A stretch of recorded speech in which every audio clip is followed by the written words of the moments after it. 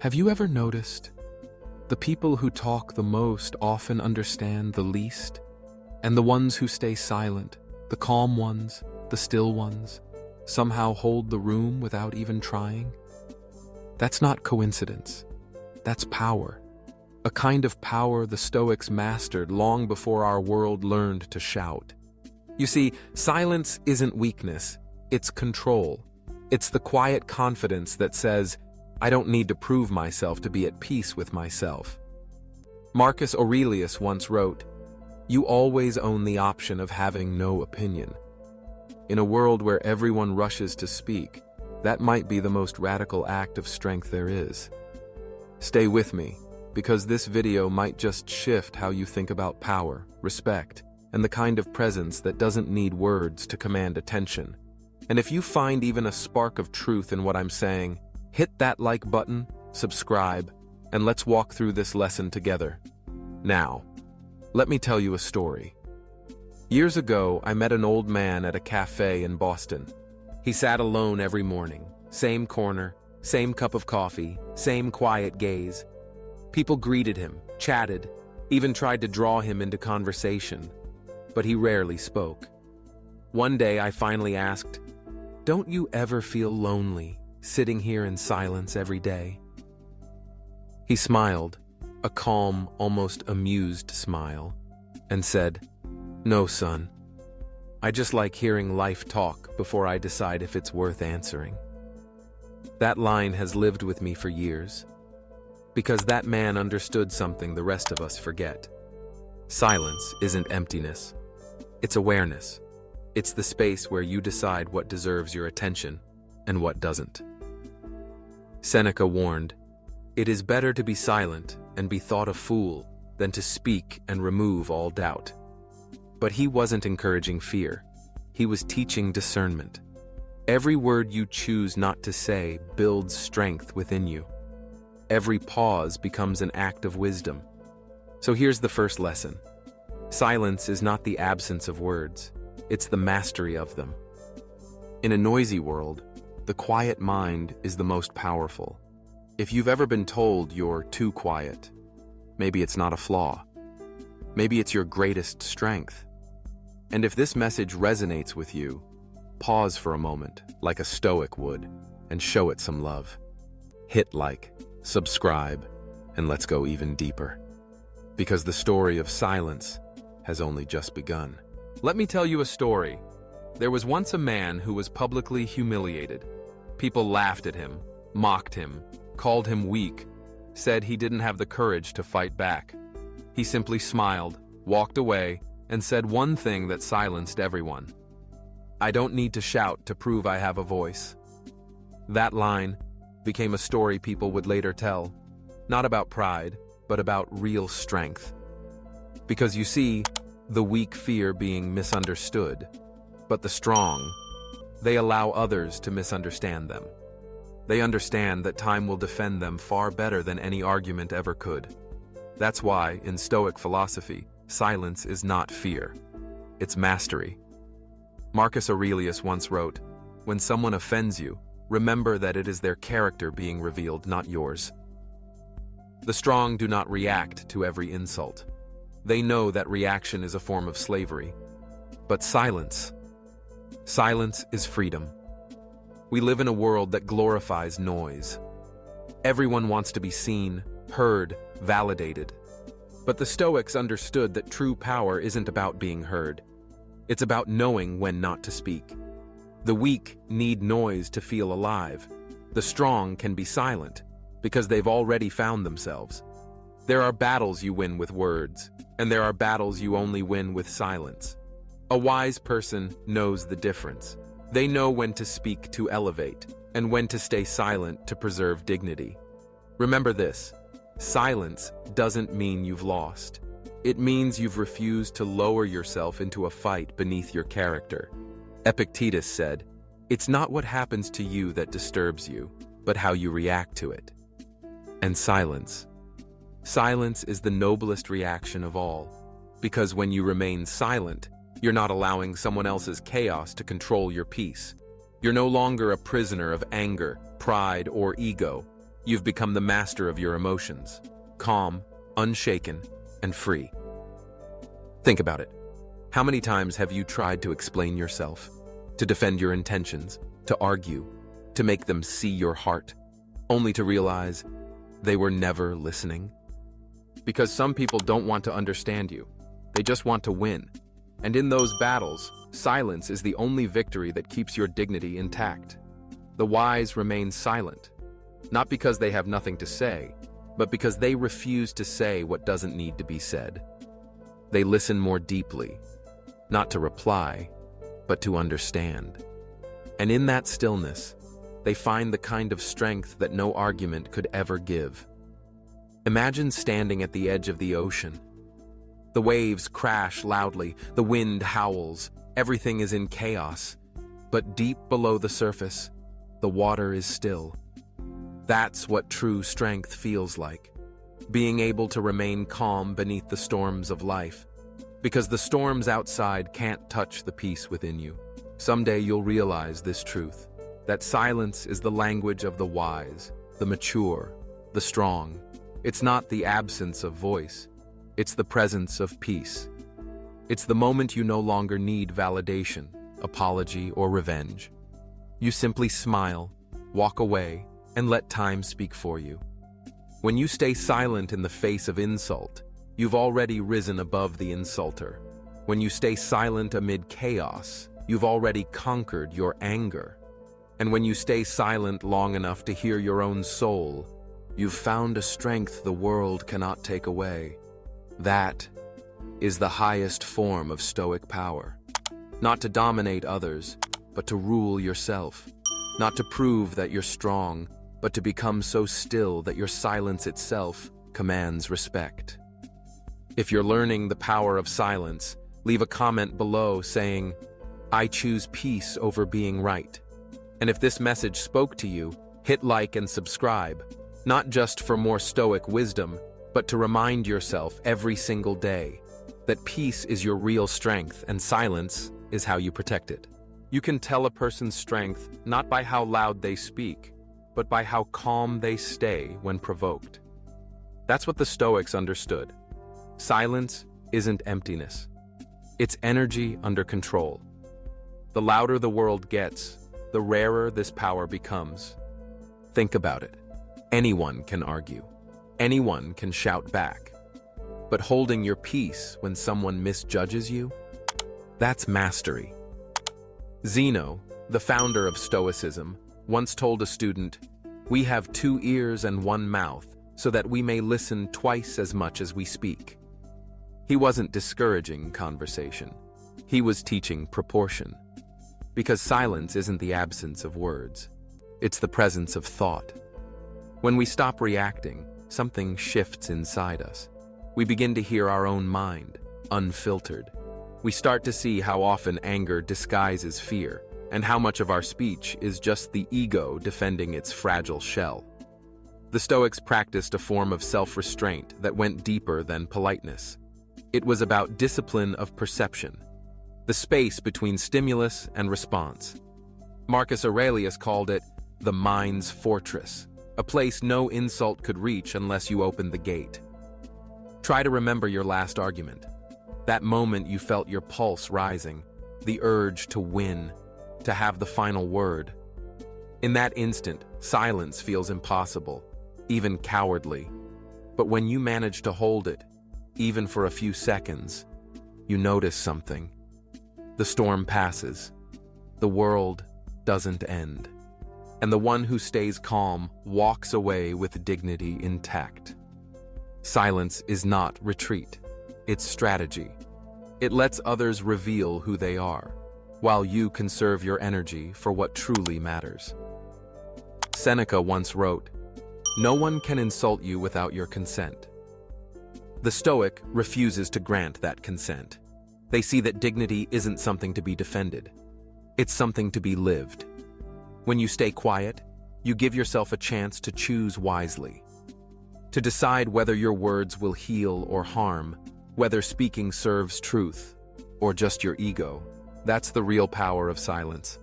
It gives you the freedom to respond, not react. So next time someone tests your patience, pause, breathe. Don't rush to defend yourself. Let your silence speak for you, because silence says, I am in control. I am not your mirror. I choose peace over pride. That's what Stoicism teaches. True power isn't about domination, but self-command. If this message resonated with you, take a moment.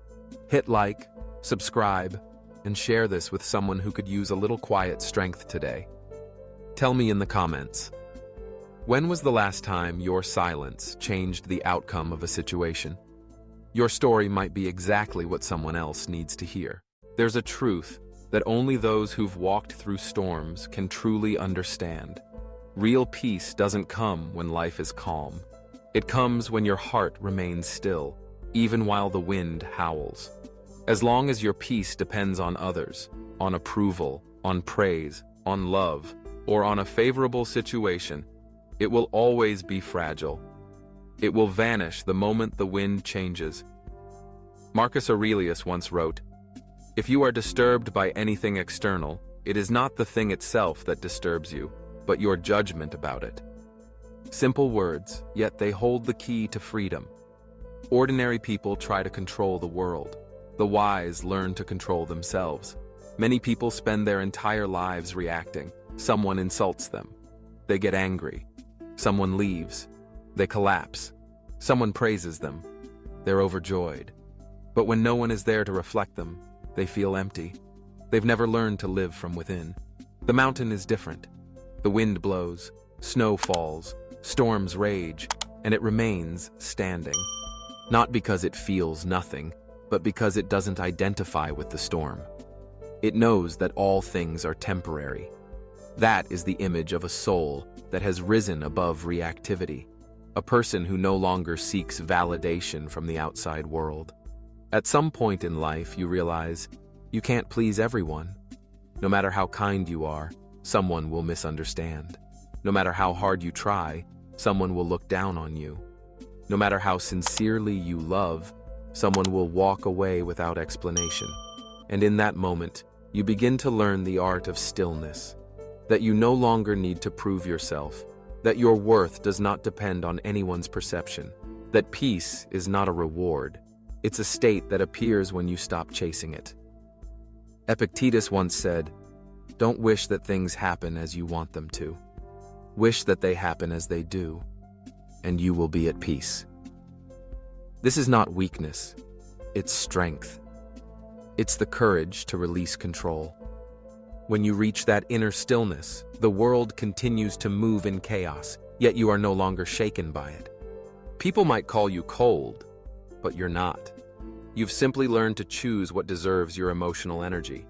You no longer react unconsciously, you respond with awareness. You no longer chase the waves. You stand on the shore, observing, understanding, and smiling. That is not avoidance, it is freedom. It is when you are no longer ruled by fleeting emotions. It is when you can stand in the middle of a storm and still feel at peace. There's an old Greek story about a king who asked a philosopher, "Why are you not afraid of people's criticism?" The philosopher replied, "Because I do not give them the power to define me." You see, when others praise or condemn you, they're merely reflecting their own perception. When you understand this, every judgment becomes nothing more than the sound of the wind. It may be loud, but it cannot move the mountain within you. True peace doesn't come from avoiding pain. It comes from no longer allowing pain to define you. Those who have matured through suffering understand everything outside is temporary. Fame, money, relationships, emotions. The only thing that truly endures is how you respond to life. You can't control when the storm arrives, but you can control how you stand in it. You can't force people to understand you, but you can choose to live by your own principles. And when you do, peace stops being something to find. It simply becomes who you are.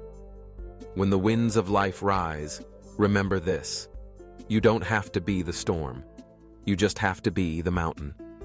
The mountain is silent not because it is weak, but because it knows that every storm will eventually pass.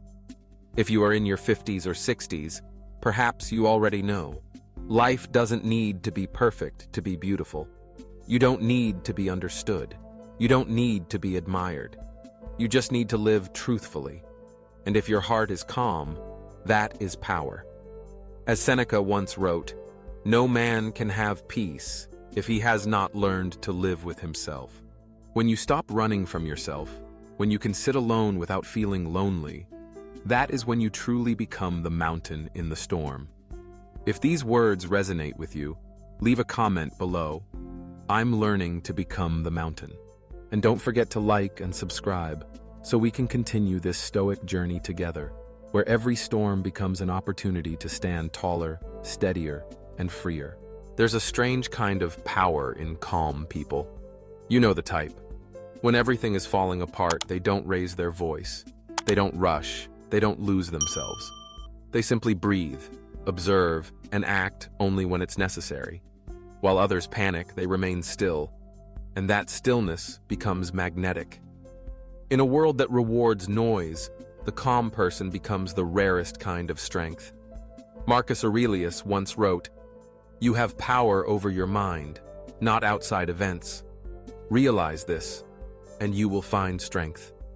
These words hold the essence of Stoicism. The world will always be chaotic, but your reaction to it, that is your kingdom. We live in an age of noise, notifications, opinions, arguments, endless distractions pulling our attention in 100 directions. It's easy to forget who you are when your peace depends on what happens out there. People become like leaves in the wind, blown away by every emotion, every headline, every comment. But calmness is not indifference. It's understanding what deserves your energy and what does not. It's choosing not to let temporary chaos disturb your permanent inner order. You see, the Stoics were not detached monks hiding from life. They were emperors, soldiers, slaves, and philosophers living in the real world, facing betrayal, failure, war, and death. And yet, they discovered something extraordinary. That inner calm isn't a gift. It's a discipline. There's a story about a Stoic philosopher who was once insulted in public. The crowd expected him to react, to defend himself. But he simply looked at the man and said, "You clearly don't know me well enough to insult me." Then he walked away. That's the art of calm. Not silence from fear, but silence from mastery. He knew that reacting would only give power to chaos. And in choosing peace, he won a greater victory over himself. Epictetus taught that between stimulus and response, there is a space. And in that space lies our freedom. When you learn to pause, to breathe before you speak or act, you begin to live consciously, not reactively. That pause is the difference between peace and regret. Imagine if you could move through life like that, calm in traffic, patient with others' mistakes, unbothered by gossip or criticism. Not because you don't care, but because you know how little these things matter in the grand scheme. Calmness turns life's storms into background noise. You stop living in reaction and start living by intention. It's not easy. Calmness is a skill that must be practiced. Every insult, every delay, every disappointment becomes a test. Each time you resist the urge to react, you strengthen your inner fortress. And slowly you realize, peace is not found, it's built. Seneca wrote, "Anger, if not restrained, is frequently more hurtful to us than the injury that provokes it." The same is true for worry, frustration, and anxiety. When we lose our calm, we hand the keys of our mind to the world. But when we remain still, we regain control. Being calm doesn't mean you're numb. It means you've learned to feel deeply without losing your center. It means you can witness your emotions without being ruled by them. That's real strength. That's emotional maturity. In your 50s or 60s, you begin to see this truth more clearly. You realize most battles are not worth fighting, most arguments not worth joining, most offenses not worth reacting to. Peace becomes your priority. not being right, not winning, not proving anything.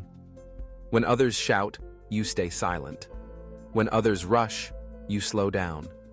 When others drown in chaos, you float above it, not because you're better, but because you've learned the art of not sinking. That's what Stoicism teaches, to be the calm center in a spinning world. So next time life throws you into confusion, remember this. You don't need to control the storm. You just need to control your response to it. That's where true power lives, not in domination, but in self-mastery. And maybe, just maybe, your calm presence will become someone else's lighthouse. Because calmness spreads. Peace is contagious. If this message speaks to your soul, give this video a like. It helps more people find peace through Stoic wisdom. And subscribe if you believe the world needs more calm, more reason, and more inner strength. Before you go, reflect on this question in the comments. What situation in your life right now could you face with more calm instead of reaction? Your answer might just inspire someone else who's searching for peace in their own storm. Thank you for spending this moment with me. If these reflections touched something in you, don't stop here. This is only one step on the Stoic path. Each video in this series opens a new doorway to peace, resilience, forgiveness, and the quiet strength that comes from within. So when you finish this, take a breath and keep going. Watch the next episode. Let each lesson sink deeper into your life. If you haven't yet, subscribe and join this growing circle of thoughtful souls who walk the same path of wisdom and calm. Until we meet again, stay grounded, stay kind, and keep walking toward inner freedom.